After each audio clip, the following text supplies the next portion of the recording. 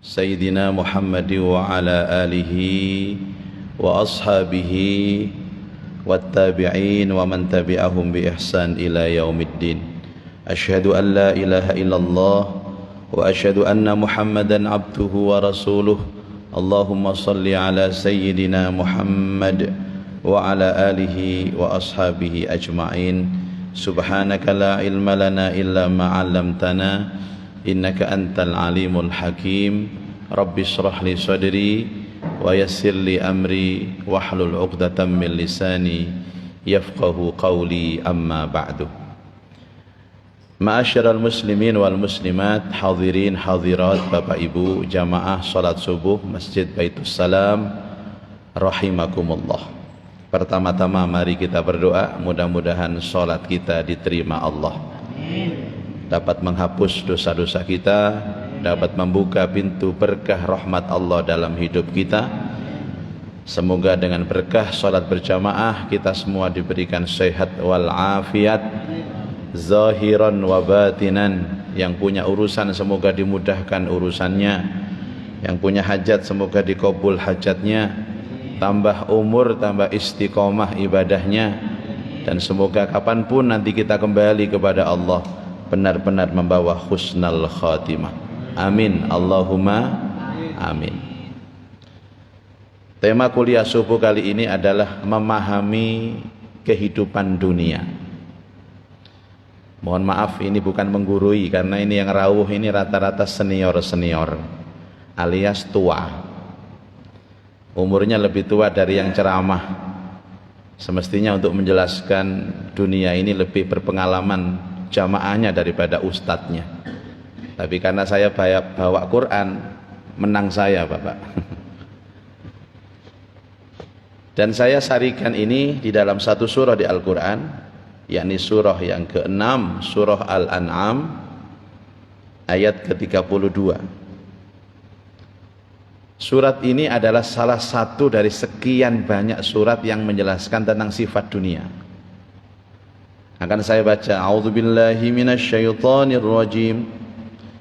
Bismillahirrahmanirrahim.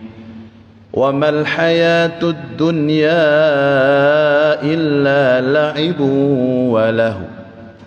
Walad darul akhiratu khairul lil ladzina yattaqun. Afala ta'qilun. Shadaqallahul azim. Niki kok mantuk-mantuk napa pun paham ta niki Pak?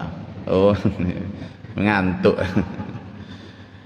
Wa mal hayatud dunya, dan tiadalah kehidupan dunia illa la'ibun, kecuali permainan, walahwun, dan senda gurau.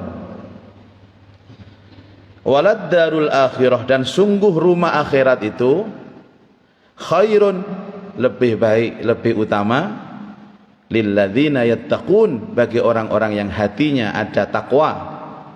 Afala ta'qilun, apakah kalian tidak berpikir? Para jamaah, ayat yang senada dengan ini banyak di Quran. Ini perwakilan saja Pak. Ada yang disebut i'lamu annamal hayatud dunya la'ibun walahun, pakai redaksi ketahuilah kalian bahwa kehidupan dunia itu adalah permainan dan senda gurau, wazinatun, dan perhiasan, watafakhurun fil amwal wal aulad, tempat untuk berbangga diri atas prestasi, kekayaan, dan prestasi anaknya. Ini sifatnya dunia. Tapi selalu saja Allah Ta'ala membandingkan dengan akhirat Pak. Tadi ayatnya walad darul akhirah, dan sesungguhnya rumah akhirat itu khairun, lebih baik. Ada ayat lain, wal akhiratu khairul laka minal ula, dan akhirat itu lebih baik bagimu dibandingkan yang pertama. Yang pertama itu dunia. Wal akhiratu khairu wa abqa, akhirat itu lebih baik dan lebih kekal. Ada lagi, wa mal hayatud dunya fil akhirati illa qalil, perbandingan kehidupan dunia dengan. Sesungguhnya ini ayat sekaligus menyindir kita bagi mungkin yang terlalu berlebih-lebihan terhadap urusan dunia. Ada satu ayat Bapak Ibu yang artinya carilah akhirat ya, tapi jangan lupakan dunia. Itu ada di surat Al-Qasas ayat 77. Wabtaghi fima atakallahu daral akhirah wa la tansa nasibaka minad dunya. Cari bagianmu dalam kehidupan akhirat, tapi jangan lupakan duniamu. Jadi caranya begini Pak, cari akhirat, jangan lupakan dunia. Bukan dibalik. Kalau orang ke daerah Ketintang Madya itu biasanya pakai rumus yang kedua Pak. Cari dunia, jangan lupakan akhirat. Berarti kita ini menyalahi Quran Pak. Di Quran itu cari akhirat, jangan lupakan dunia. Nah kita kadang-kadang nggak semua Pak, yang ngomong seperti ini nggak datang hari ini, maka saya berani. Cari dunia, jangan lupakan akhirat. Ada seorang anak, ada seorang ayah pesan kepada anaknya, nak, kamu kerja keras ya, cari uang yang banyak, tapi jangan lupa sholat nak. Ini kan, mestinya kan nak, sholat yang tekun, tapi jangan lupa bekerja. Kalau ada perintah dan larangan, itu lebih berat perintahnya daripada larangannya. Ya, kalau carilah berarti ini prioritas Pak. Nah, kalau jangan berarti ini bukan prioritas. Baik. Para jamaah, dari mana kita melihat itu? Pertama, Allah menciptakan dunia ini sangat terbatas Pak. Sangat terbatas. Ketika Nabi Allah Adam alaihi salatu wassalam diturunkan di dunia, itu ada pesan Allah kepada Adam ini Pak. Pesannya begini, walakum fil ardi mustaqarrun wa mata'un ilahin. Al-Baqarah. Kamu nanti akan tinggal di dunia sebagai tempat tinggalmu sementara, wa mata'un ilahin, dan tempat bersenang-senang ilahin di waktu yang terbatas. Memang dunia ini tempat bersenang-senang Pak. Tadi permainan, bersenda gurau, dulinan, guyonan. Kita ini seperti hidup seperti anak kecil. Anak kecil itu kan intinya bermain, dulinan. Karena itu, ya karena ini permainan Pak. Gak usah nemen-nemen lah, serius-serius, biasa-biasa saja. Ini sebentar lagi ada pesta demokrasi Pak ini Pak. Nanti ada beberapa paslon itu. Wis biasa-biasa saja, sampean berhak memilih siapapun wis manono. Wis gak usah nemen-nemen lah, sampai berjuang biasa-biasa aja. Nanti kalau melihat saya kok diundang paslon 1 datang ya biasa-biasa aja, jangan ngamuk dengan saya. Terus besoknya saya hadir di paslon 2 ya jangan marah. Rencana saya kalau ada yang mengundang saya datang semua ini. Karena posisi saya hanya berdoa. Dan itu sudah saya lakukan. Makanya kalau ada dikatakan Pak Muzaki mendukung paslon mana, semua saya dukung. Oh ini permainan Pak, ini senda gurau saja. Semua terbatas. Apapun Bapak Ibu. Jadi untuk apa kita harus sampai berkeringat-keringat, berdarah-darah untuk membela sesuatu yang terbatas? Ilahin, mulai dari kesehatan. Kita ini kan diberi kesehatan. Makanya kalau ada orang mengatakan nikmat terbesar Allah dalam kehidupan, terus dia menjawab kesehatan, berarti dia berbicara dunia Pak. Kesehatan itu dunia. Ya, sakit sehat itu dunia. Kalau dia mengatakan nikmat terbesar itu sehat, itu artinya dia berbicara dunia, kenikmatan dunia. Rasulullah Shallallahu Alaihi Wasallam itu kan orang yang paling sehat Pak, tapi juga sakit. Beliau sakit Pak, walaupun tidak sesering kita gitu. Kalau itu kan sunnatullah, karena beliau memang luar biasa bagaimana cara menjaga kesehatan ya. Dari pola makan, kemudian pola pikir, pola tidur. Yang keempat itu yang enggak kakean pola ini Pak. Artinya apa? Oke, kita menjaga kesehatan kita, tapi pasti sakit.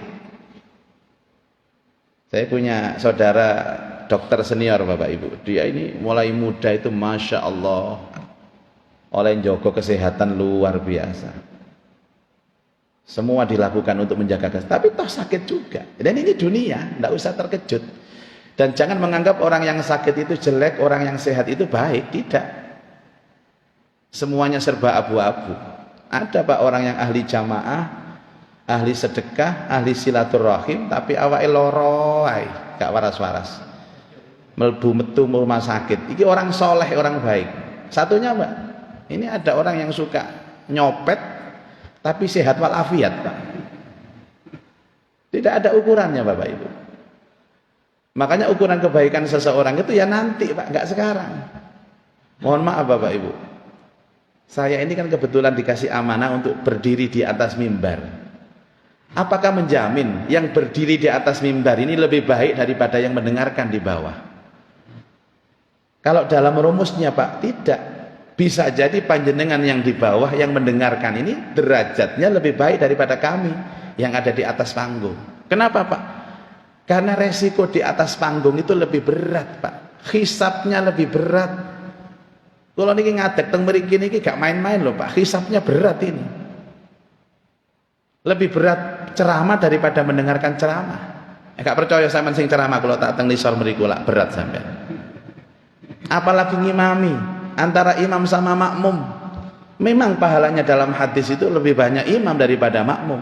Tapi konsekuensi dan resiko ngimami itu di akhirat lebih berat daripada makmum. Makmum enak Pak sampean, Pak. Karek ngrungokno tok, wis gak mikirno apal-apalan ayat, gak mikirno rakaat. Enak sampean. Ana imam takbir melok takbir, rukuk ya melok rukuk. Imam salah melok salah. Kami imam resikonya berat. Dan itu kalau kita berpikir akhirat. Makanya kok ada orang yang dengan bangganya dia itu mencari kesempatan supaya saya jadi pemimpin. Kalau dalam Islam, Pak, pemimpin itu kan harus kita lakukan kalau kita diminta.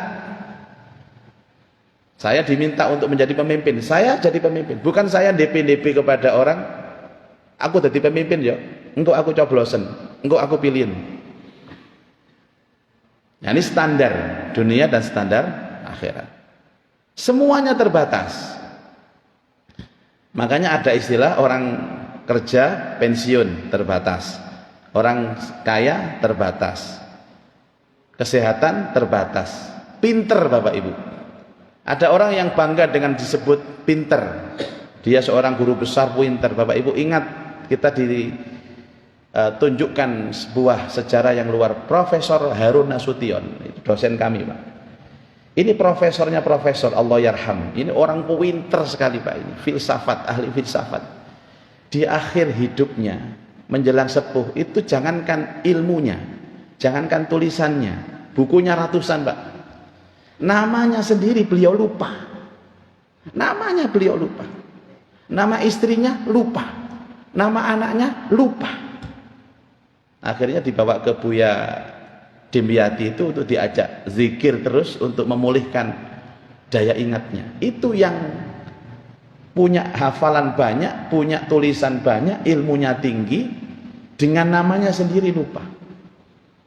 Ada orang protes begini, Pak, saya ini kan tidak pernah lupa dengan Al-Quran karena nggak hafal, Pak. Bagaimana kalau nggak hafal kemudian lupa?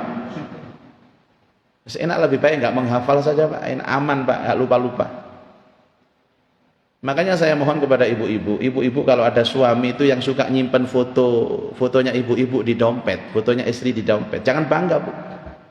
Jangan bangga. Suami itu kalau suka nyimpen foto istrinya di dompet, itu suami yang suka lupa wajah istrinya. Jadi waktu ketemu istri dia buka sini, podo apa gak iki wajah itu ambil foto ini. Jangan bangga loh, Bu. Itu kemungkinan pertama. Kemungkinan kedua, suami ini banyak masalah di kantor, Bu. Kalau ada masalah besar di kantor, dia langsung lihat foto istrinya. Terasa ringan, Pak. Karena seberat apapun masalah di kantor, lebih berat masalah yang ada di foto itu. Bapak Ibu, itu ilmu. Makanya kata-kata alhamdu, kalau kita baca suratul Fatihah, alhamdu segala puji lillah hanya milik Allah. Kata-kata segala itu kita ambil dari mana? Dari kata al. Itu kalau kita baca balaghatul Quran namanya istighraqul jinsi, meniadakan yang lain dan mengukuhkan yang pantas dipuji itu hanya Allah Azza wa Jalla. Yang lain enggak pantas. Kenapa?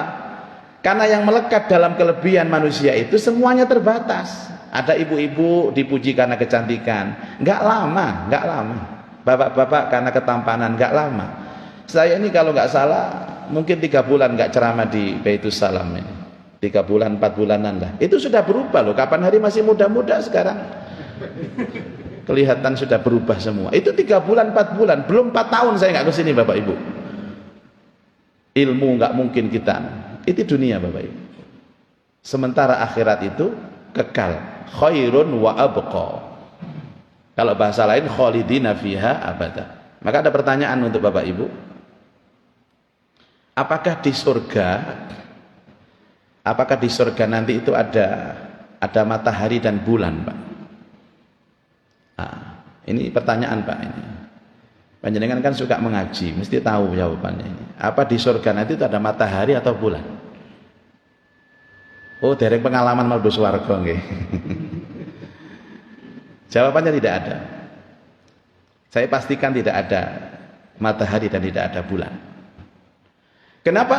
Karena yang membatasi kita dalam aktivitas dunia ini sekarang itu adalah matahari dan bulan. Karena bulan dan matahari ini efeknya menghasilkan waktu, dan waktu selalu terbatas. Mataharinya itu terbit, artinya siang, dan tenggelam, artinya malam. Nanti bulannya muncul, artinya malam. Bulannya tenggelam, artinya siang. Bersilih berganti. Waqtilafil laili wan nahar. Kalau ada urusan silih berganti, itu hanya berlaku di dunia, tidak berlaku di akhirat. Berarti saya pastikan nanti ya ini kan saya berdasarkan dalil Bapak Ibu. Nanti kalau panjenengan insya Allah jadi masuk surga, ya insya Allah jadi kok Pak nanti masuk surga. Nanti dibuktikan ada matahari sama bulan enggak? Oh benar kata Pak Muzaki. Saya bukan mengarang Pak, ini berdasarkan dalil. Kalau seandainya di surga itu ada bulan dan matahari, maka kenikmatan surga akan dibatasi oleh Allah sebagaimana pembatasan waktu di dunia. Kan beredarnya matahari dan bulan itu kan berarti adanya waktu. Di surga tidak ada Pak. Maka orang di surga itu sakarepe dhewe, mau tidur semalam suntuk monggo, mau melekan terus monggo. Jadi semua kendali itu ada pada keinginan dan kesenangannya saja. Pelampiasan kesenangan. Nah kalau ada matahari dan bulan otomatis terbatas Bapak Ibu. Sampai Rasul Shallallahu Alaihi Wasallam ini berkali-kali saya jelaskan Bapak Ibu. Karena supaya yang bapak-bapak yang senior ini semangat dalam hidup gitu loh Pak. Kan saya lihatin kalau sudah sepuh itu kan agak semangat. Rasulullah Shallallahu Alaihi Wasallam ditanya tentang bagaimana kenikmatan makan dan minum di surga, ya di dalam ayat itu Pak. Maka beliau menjawab, seandainya orang itu tidak makan setelah dia makan yang pertama, maka rasa dari makanan itu tidak akan hilang selama-lamanya. Misalkan ini surga ya Pak. Hari ini kita makan gado-gado. Setelah makan gado-gado Bapak nggak makan lagi. Berharap rasa gado-gado itu terus melekat. Seandainya tidak makan lagi Pak, itu selamanya setiap gelegeken itu gado-gado. Ini berita baik loh Pak. Senang saya belajar masalah surga ini. Walaupun surga itu kenikmatannya hanya gambaran, karena terlalu tinggi nilainya dengan gambaran ini. Baru nanti hilang rasa gado-gado itu kalau nanti Bapak Ibu makan rawon. Yang menghilangkan rasa itu ketika kita makan berikutnya. Ini urusan makan. Minum juga sama Pak. Misalkan kita kepingin es dawet kudus misalkan, maka rasa dawet kudus itu tidak akan pernah hilang selama-lamanya sampai kita nanti itu akan minum lagi dengan minuman yang lain, misalnya es teler gitu. Jadi setiap kita bersendawa gelegeken dawet kudus terus Pak. Dan itu pun berlaku kalau berhubungan suami istri. Ditanya Rasulullah, yang tanya Abu Hurairah, ya Rasulullah gambarkan kepada kami bagaimana kenikmatan berhubungan suami istri di surga. Apa kata Nabi? Kalau kamu di dunia kenikmatannya berapa? Berapa lama? Sahabat menjawab, hanya sesaat Nabi. Tak. Kenikmatan orang berhubungan suami istri itu kan hanya rasanya kan tak. tak gitu dah Pak. Terakhir tak gitu. Wis gak usah jelasno padha pahame kok. Tapi di surga tidak. Di surga itu kenikmatan orgasmenya itu selama-lamanya sampai dia berhubungan lagi dengan perempuan itu, dengan bidadari atau dengan istrinya itu. Coba Bapak Ibu. Nah terus kita korbankan kenikmatan yang selama-lamanya itu dengan kenikmatan yang sesaat itu, dari mana logikanya? Ya saya tidak menasihati yang datang Pak, yang datang ini insya Allah orang baik-baik semua. Pok menawa ono sing ngrungokno nang sing gak salat subuh sing teko speaker nih gitu. Jangan perjuangkan sesuatu yang singkat untuk sesuatu yang langgeng. Kita korbankan sesuatu yang langgeng untuk sesuatu yang singkat.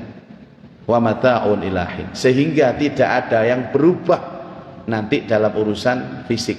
Di surga tidak ada berubah, tidak ada tua, tidak ada pikun, tidak ada bosan, ya, semua sifat-sifat rendah hina yang dirasakan manusia di dunia itu di surga tidak ada. Semuanya muda, ya, tenaganya semuanya kuat. Sekarang wa mata'un ilahi. Nah para jamaah sekalian, kemudian ada orang menyangka begini Pak.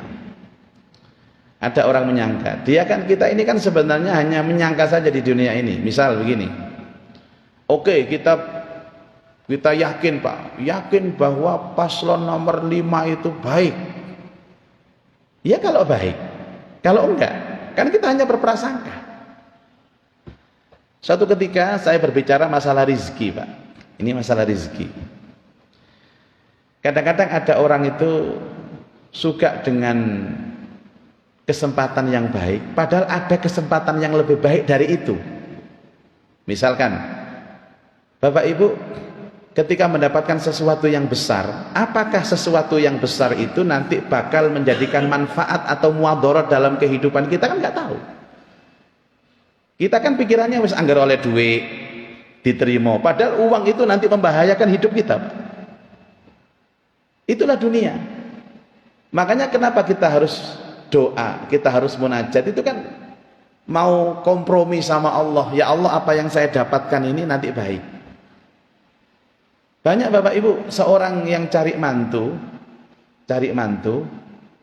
anaknya perempuan dua. Yang pertama itu mantunya luar biasa Pak. Di awal-awal pernikahannya luar biasa, sudah ganteng, pekerjaannya baik, macam-macam, menyenangkan Pak. Nah mantu yang kedua ini kata Pak ganteng Pak. Wis kata Pak ganteng, gak duwe-duwe bisa. Nek ngerokok eceran terus. Tapi pada akhirnya yang menyenangkan mertua itu yang kedua, bukan yang pertama. Ini dunia Pak. Makanya sampai kita harus sholat istikharah dalam memilih itu kan apa? Karena semua persepsi kita terhadap dunia itu kebanyakan keliru, kebanyakan salah. Saya mau cerita sebentar Pak, ini setengah curhat nih Pak. Ya. Jadi dulu ada seorang jamaah kami ini ke rumah, niatnya mengundang pengajian. Dan saya kenal beliau ini Pak. Ini rumahnya daerah sana, Sawapolo sana. Tahu Sawapolo ya Pak? Girian ke arah sana itu. Itu termasuk Blok M itu. Di sana jangankan mobil, motor aja enggak bisa masuk, nuntun. Terus dia datang ke rumah, Ustadz saya mau mengundang pengajian Ustadz. Nanti hari Rabu tanggal ini sudah lama sekali Bapak Ibu. Enggak tahu orangnya ini masih hidup atau sudah wafat. Sudah lama nggak kontak lagi. Saya ini sudah lama pengen ngundang Ustadz, dan saya untuk ngundang pengajian ini nabung Ustadz.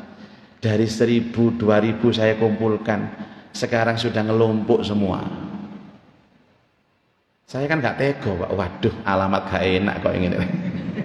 Nek ate ngundang pengajian ono nabung-nabung ini wis melas-melas ini wis alamat gak enak. Tapi saya punya komitmen di hati.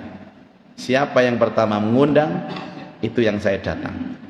Yang pertama mengundang, itu yang saya datang. Kalau sudah ada jadwal, maka saya tidak pernah menerima jadwal yang lain. Seperti Baitus Salam ini ngundang terawih, sudah penuh, sudah Pak. Selipkan satu Pak, enggak bisa Pak. Subuhnya saja, itu komitmen. Artinya apa? Ini yang mengundang ini kan orang Orang nggak punya, orang berusaha, tapi pengen mengundang. Setelah dia pulang, ada yang datang lagi, Pak. Ini kalau nggak salah, Bapak mungkin kenal kalau saya sebut namanya. Beliau ini ajudannya Pak Imam Utomo. Yang waktu itu beliau masih menjabat sebagai gubernur Jawa Timur. Ajudannya Pak Imam ini, rumahnya dekat sini. Datang ke rumah, Ustadz, salamnya Bapak mau punya hajat, tanggal ini, jam ini, hari ini. Jamnya, tanggalnya sama dengan wong Sawapolo itu mau, Pak. Nah, mungkin istri saya juga nguping dari dalam mungkin. Saya bilang kepada ajudan beliau, Pak Gubernur, maaf, sampaikan ke Bapak, saya tidak bisa. Saya sudah ada janji. Padahal kalau dalam pikiran dunia, Pak, waduh gubernur ini jelas, ini jelas, sing mau gak jelas. Tapi saya sudah tahu ayat ini, Pak. Makanya saya belajar mengamalkan. Saya berkomitmen. Bisa jadi Allah memberikan yang baik setelah itu. Sudah. Tapi ini Bapak butuh loh, Pak. Ini Pak Gubernur ini ngomong. Ini di akhir-akhir beliau menjabat. Ngapunten, Pak. Salam kepada Bapak, Pak Imam. Saya berhalangan, saya tidak bisa datang, Pak, karena sudah janji saya. Sudah. Kemudian pamit sudah. Aman, hati saya aman.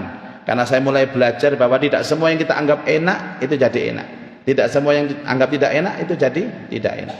Saya masuk, Pak. Ternyata istri sudah menguping dari tadi. Ya apa sih nang di nang Sawapolo apa nang ngene Gerahadi sampai. Insya Allah tetap Sawapolo. Pikiran dhisik. Pikiran dhisik, Pak. Bojoku, Pak. Aku ditoto. Pikiran dhisik. Mumpung wonge dorong ado. Biasa, Pak, wong bojo wedok niku masih yo bojoku ambek bojo sampean ya padha ae. Nek urusan donya wis padha ae. Alah. Masih yo titele bunyai wis padha ae. Kami. Saya aku wis duwe komitmen sapa sing pertama iku sing tak tekani. Wis tak kandhani, ngandelo aku. Pikiran dhisik. Gak wis tak pikir-pikir ya wis. Aku tetap teko nang Sawapolo. Terakhir kata-kata istri saya, ya wis dikandani gak ngandel. Nek pun ngoten, Pak, wis ampun, Pak. Sudah dari situ sudah tidak menyapa saya lagi sudah. Tapi saya punya komitmen, Pak. Jangan terpengaruh dengan prasangka-prasangka yang urusannya dunia. Sampeyan mendewa-dewakan paslon berapa. Iya nih apik, nih gak apik. Kita belum tahu takdir selanjutnya. Sudah akhirnya saya datang, Pak, ke Sawapolo. Dan benar adanya, Pak. Rumahnya kewecil, masuk gang itu tidak bisa. Saya parkir mobil jauh jalan kaki. Rumahnya itu sembujung aja nggak bisa, Pak. Terus nek delok suguhane, Pak, wis ala kadarnya, namanya orang ini nggak punya. Hatiku gak enak ya oprek pertanggungjawaban nang bojo iki. Pulang itu tentengannya juga sangat-sangat terbatas, Pak. Padahal itu yang diharapkan istri gitu loh. Jadi saya pulang itu naik mobil itu rasanya gemeter tangan saya. Ya opo iki. Nek ketemu bojoku ya opo. Akhirnya pulang saya ke rumah, ternyata istri sudah menunggu di pagar, Pak. Oleh opo? Iki lho mis, kandhane gak percaya. Ngandel bojo. Saya itu ya nggak disapa, salim aja enggak, karena dia kecewa dengan saya. Sabar.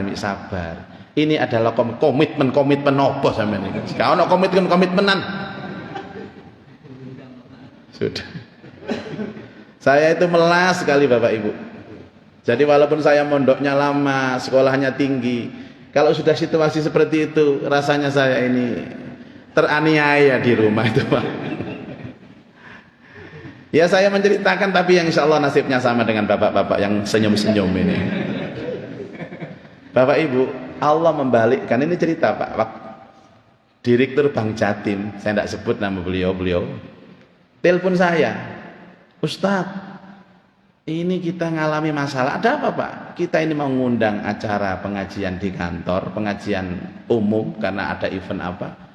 Ustadznya kecelakaan. Loh, terus Ustaz Muzaki bisa nggak ke kantor sekarang juga? Bisa nggak? Bisa Pak, bisa. Bojoku langsung, nanti Pak, nanti. Engko ae tak critakno, engko ae. Timangane kakek komentar. Supaya cepat saya naik motor Pak, set langsung ke Bank Jatim di Basra sana. Saya kan dekat dengan Bank Jatim, termasuk Bank Jatim Syariah. Pak Iman ya ada ini. Sampai di sana, karena itu ada event Bapak Ibu. Ya Allah, pulang dari sana Pak, segala souvenir diberikan, topi, jaket, ada agenda, itu souvenirnya, payung. Ya, terakhir yang itu biasanya Pak. Sudah, langsung pulang. Istri saya juga menunggu, gitu. PNKB. Cari bojoku, aku sepurane saya ngake ya Pak, suudon nang sampean. Kadek suudonan. Ini dunia Pak, kenapa harus dipikir? Ada seorang sahabat, anaknya, Ustaz, ini anak saya kerja di sini. Sudah melamar ke sana ditolak, ke sana ditolak, yang diterima di sini. Tapi ini bukan bagiannya. Jadi dulu kuliahnya bukan jurusan ini, terima Pak, isi dulu itu. Nanti Allah akan mengatur selanjutnya. Kenapa kita harus bingung dengan status dan angka? Yang jadi fitnah dunia terbesar itu status dan angka. Kamu jadi apa? Kamu dapat berapa? Itu fitnah Pak. Kalau otak kita itu masih kita di status apa dan angka berapa, maaf Bapak Ibu, tidak bisa kita menemukan hakikat kehidupan yang sesungguhnya.